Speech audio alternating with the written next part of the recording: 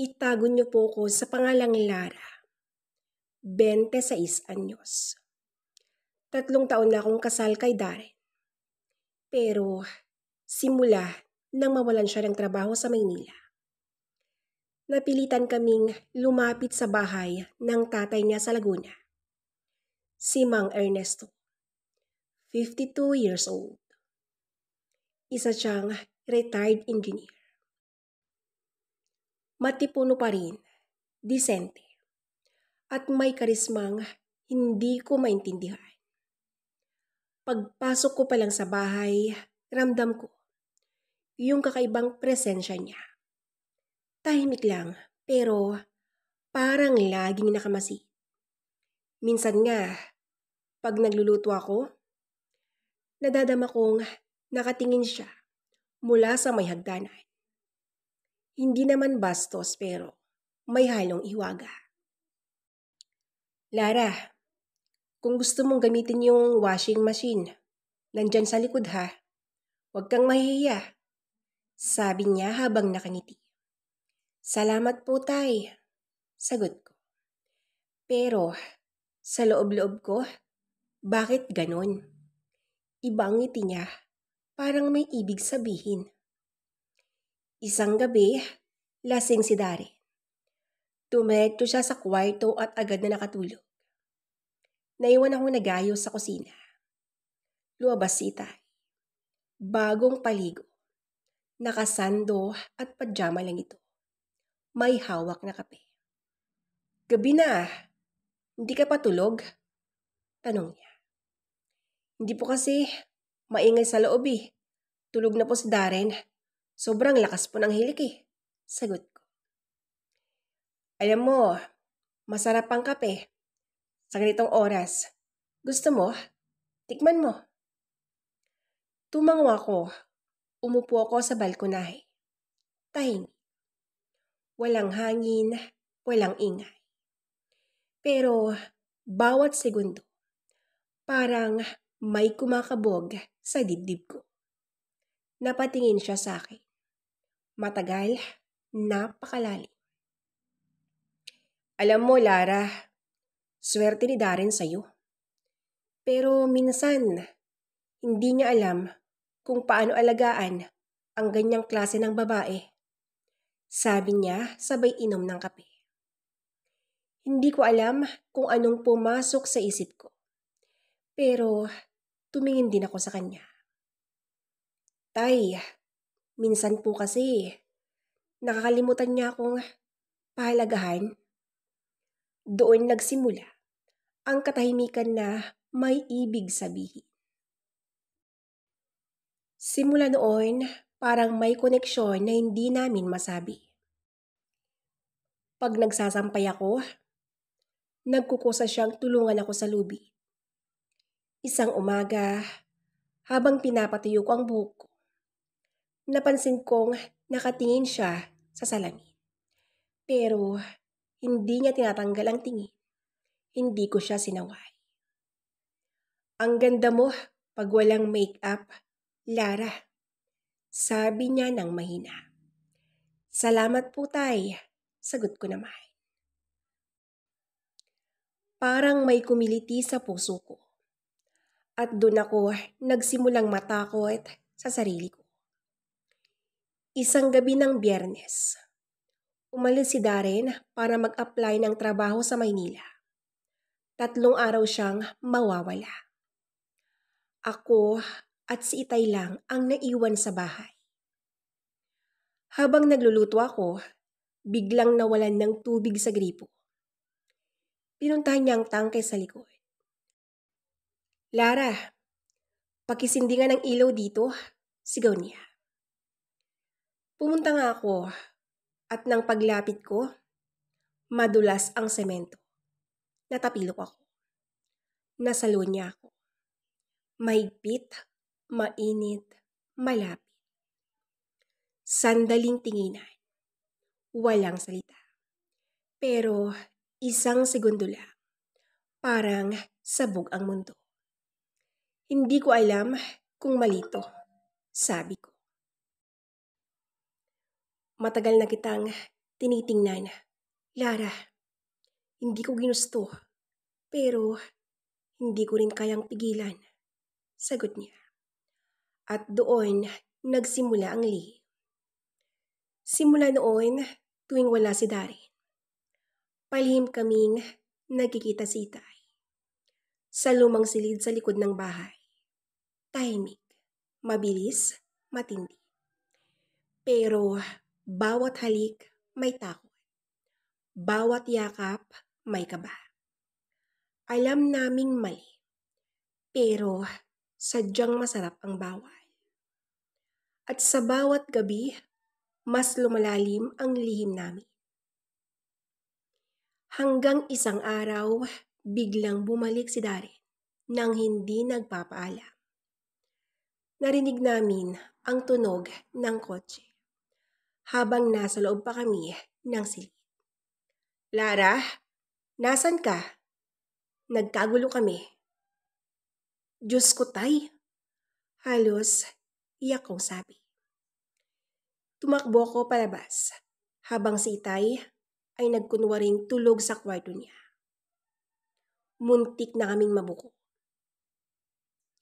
Ilang linggo ang lumipas, biglang lumamig ang pakikitungo ni Itay. Hindi na siya lumalapit. Hindi na rin nagsasalita. Hanggang sa isang gabi, may tanggap akong message galing sa unknown number. Alam ko ang sekreto niyo. Nanginig ako. Pinakita ko kay Itay. Huwag kang mag-alala. Akong bahala dyan, Lara. Pero kinabukasan, natagpuan siya. Nakabulagta sa garahe. May sugat sa ulo. Sabi ng pulis, aksidente daw. Pero alam kong may kinalaman ang lihim namin. Sa burol, si Darin, umiiyak. At ako, tahimik lang. Sa gitna ng lamay, may lumapit sa akin na babae. Magandang gabi. Ako si Grace. Asawa ni Ernesto. Doon ko lang nalaman na hindi pala siya biyudo. Bumalik ako sa bahay kinabukasan. Sa mesa, may sulat na iniwan si Itay bago siya namatay. Lara, hindi ko sinadyang magmahal ng bawal. Pero kung may muling pagkakataon, ikaw pa rin ang pipiliin ko. Ingatan mo si Darin at huwag mong hayaang malaman niyang lahat. Hawak ko pa rin ang sulat na iyon hanggang ngayon. Minsan, narinig ko pa ang boses niya sa gabi. At sa bawat pagpatak ng 3:00, may amoy ng kape sa hangin. Kahit walang nagtitimpla. Makalipas ang 2 buwan. Bumalik na sa normal ang buhay namin ni Darin. Pero ako hindi. Sa bawat gabi, ramdam ko pa rin ang amoy ng kape. May mga pagkakataong nagigising na ako. Parang may nakatingin. Hindi ko masabi kay Darin. Kasi baka magduda lang siya. Isang gabi, habang nagayos ako ng mga lumang gamit ni Itay sa bodega, may nahulog na cellphone sa kahon. Luma na. May basag ang screen. Pero pag binuksan ko, biglang lumabas ang mga litrato namin ni Itay. Mga kuha habang tulog ako. Habang nasa kusina, habang nasa likod bahay. At sa huli, isang video. Lara, kung may mangyari sa akin, alam kong may maglalabas nito. Ingatan mo ang sekreto natin. Kinabahan ako. Sino ang may hawak ng kopya? Kinabukasan, habang nasa trabaho ako, tumawag ang unknown number. Boses ng lalaki. Lara, gusto mong hindi malaman ng asawa mo ang lahat? Magkita tayo mamayang gabi. dalhin mo ang lumang cellphone ni Mang Ernesto. Hindi ko alam kung kanino, pero ang tono, pamilyar. At sa sandaling iyon, napagtanto ko, buhay si Itay. Gabi, sa lumang rest house sa labas ng bayan, tahimik. Pagpasok ko, nakita ko siya.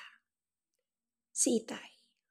Buhay na buhay, may sugat sa ulo. Pero malinaw ang mga mata. Hindi ako namatay, Lara. Inayos lang namin yung kwento. May nagbanta sa akin nun. At kailangan kong magtago, ang sabi niya. Bakit mo to ginagawa sa akin? Halos pabulong kong tanong. Dahil gusto kitang makasama ulit. Sagot naman niya. Nilapitan niya ako. Ramdam ko ulit yung init ng kamay niya sa braso ko. At sa gitna ng dilim, bumalik lahat ng alaala. Pero bago pa man siya makalapit ng tuluyan, bumukas ang pinto. Si Darren. Napatigil kami. Nakatitig si Darren sa amin, punong-puno ng galit. Ano to? Ha? Ano tong nakikita ko? Hindi ako nakapagsalita. Tanging si Itay lang ang nagsalita. Anak, ako nang may kasalanan, hindi siya. Ngunit, hindi nakinig si Darren. Isang suntok, isang sigaw. Isang gabi ng katotohanang matagal kong tinago. Pag-uwi namin, hindi siya nagsalita. Kinabukasan, iniwan niya ako. Wala siyang iniwang sulat. Wala ring bumalik. Lumipas ang 3 buwan. Tahimik ng bahay. Pero minsan sa gabi, naririnig ko pa rin ang lagitik ng tasa sa kusina. Parang may nagtitimpla ng kape. At sa bawat pagtingin ko sa salamin, may anino sa likod ko. Pamilyar na postura, pamilyar na ngiti. Doon ko lang napagtanto. Kahit anong lihim na itago mo, babalik at babalik din yan sa paraang hindi mo inaasahan. Ako si Lara. Ito ang lihim na hanggang ngayon ay kinikimkim ko. Hindi ko na alam kung pagmamahal ba yun o kasalanan. Pero isang bagay ang sigurado. Kapag sinimulan mong mahalin ang taong hindi mo dapat mahalin, darating ang araw na yung apoy na nagpainit sa'yo, siya rin ang tutupok sa'yo. The end.